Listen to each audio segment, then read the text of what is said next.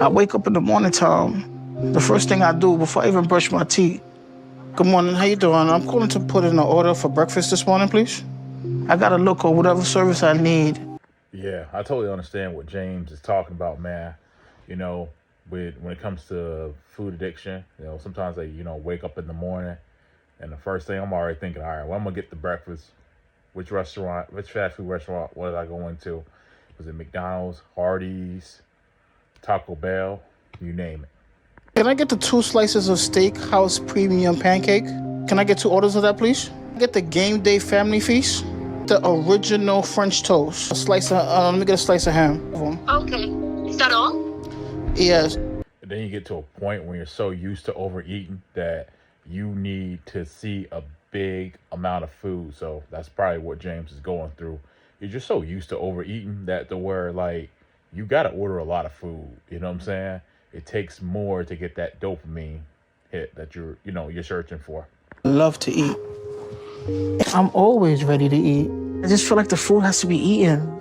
Food could be here and I tell myself, stop, just put it down. 10 minutes later, for some reason, I'm back at it again.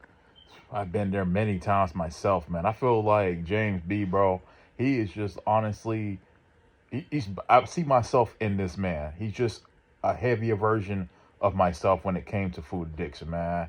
I feel like we would get along so well. But what he's basically saying is, like, when it comes to, when you overeat so much, you will eat the food, you'll be full, your stomach stuffed, like for me.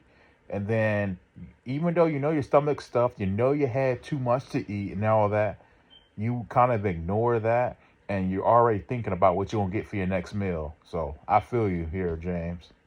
Food just takes away the pain. It takes away all the guilt. It takes away all the issues. Everything just goes away whenever I have that first bite. It just takes me to another place.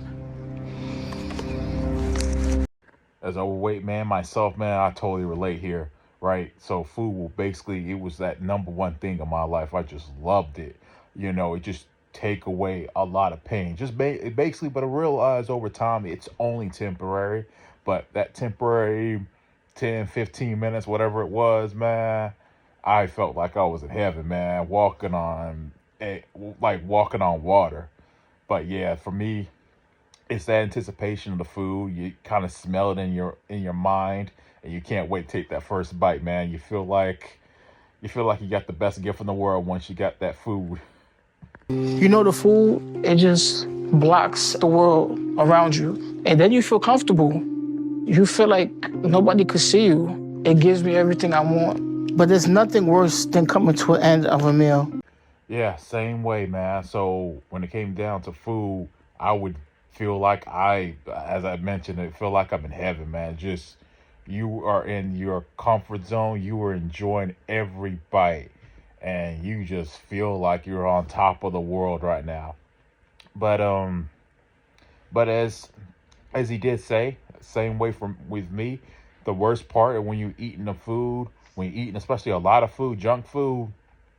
The hardest part is when you're finished because you just want to eat. At least for me, you want to eat all day, man. That's just how it was for me. Just got to be honest here. When breakfast is over, then I'm already thinking about lunch. I do get full, but it's temporary. I'm already back on the phone, looking on what I'm going to get for lunch. Man, I've done that so many times. I stuffed my face with food, and then after it's over, or even order delivery service, and you would think, okay, I'm stuffed and everything like that, I'm full. But eventually the fullness does die down, and then I'm already thinking, all right, what am I gonna get for my next meal, man? That's how bad food addiction can really get, man. My friends Mike and Marcus and my cousin Cheyenne is taking me to Houston to see Dr. Now. We're going down there as a last-ditch effort for me to lose weight. So James is going to be on his way to go see Dr. Now, and one of the problems as you gain weight, you start losing your mobility, and things just get harder and harder. And the hardest part now is James is going to have to face the scale. He probably doesn't even know what he weighs, which is even scarier. But we gotta face the reaper. You know what I'm saying? Just been able to roll into Dr. Now's place.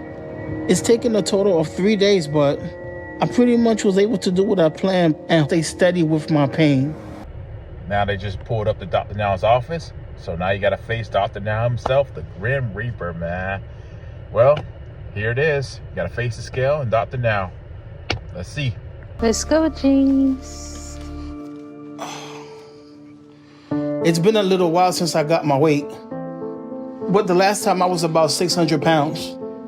One of the biggest regrets about the scale, sometimes it's been a long time since you got your weight, and you know what you weighed last time, and then that moment of truth, like now you got to find out what you weigh now, not what you weighed 2 months ago, years ago. So that's the big struggle of this show.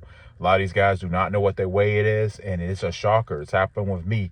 You don't know what your weight is, and once you find out, your heart sinks. Your weight is 625.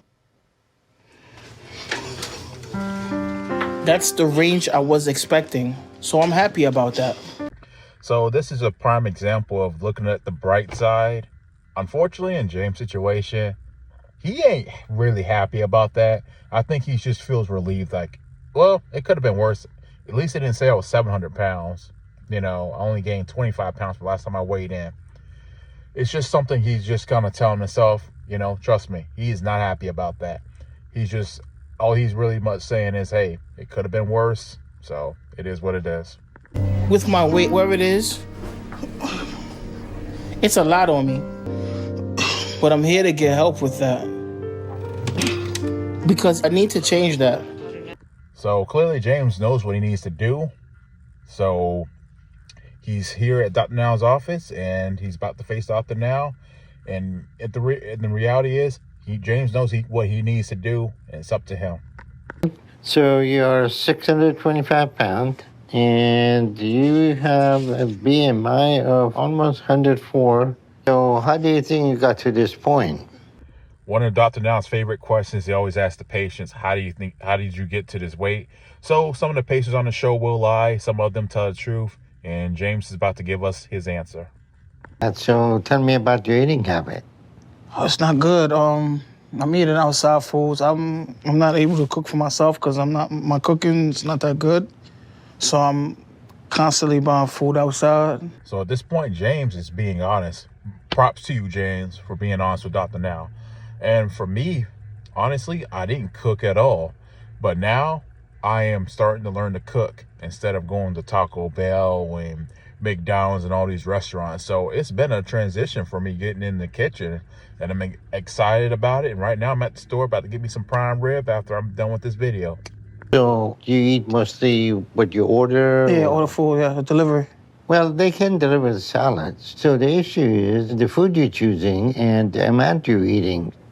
Dr. Now speaking up, but facts. At the end of the day, it's how much we're eating and what we're eating that matters, that plays in a role, and as far as being able to lose weight. So nothing but facts here from Dr. Now. What is driving you to eat like that? Lately it's been depression. Eating because of depression? Yes, I believe so.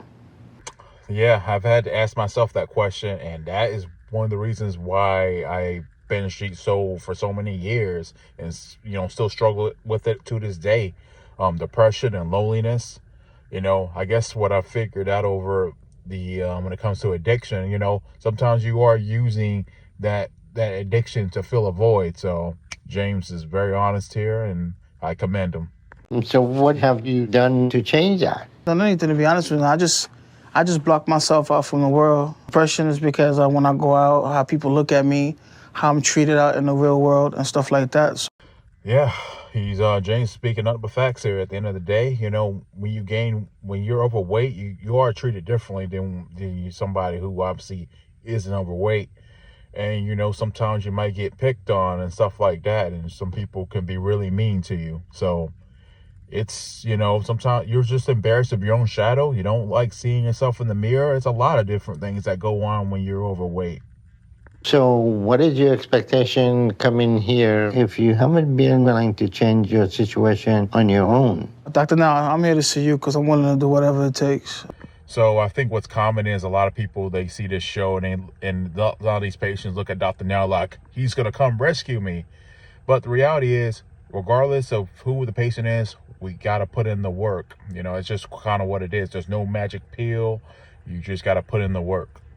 There's going to be no magic about it. And so if you expect that you continue doing what you're doing and I make you lose weight, that's not going to happen. You're going to be in the driving seat of this process. So Dr. Now just confirmed here. There's no magic. There's no magic about it. So it's up to James. Will he be able to lose the weight? You know, I'm sincerely rooting for him and I hope for the best and hope that he's able to lose the weight. And, you know, look forward to the future. That's the end of this video. If you like what you see, please subscribe. I'll be having more content released soon. So, peace.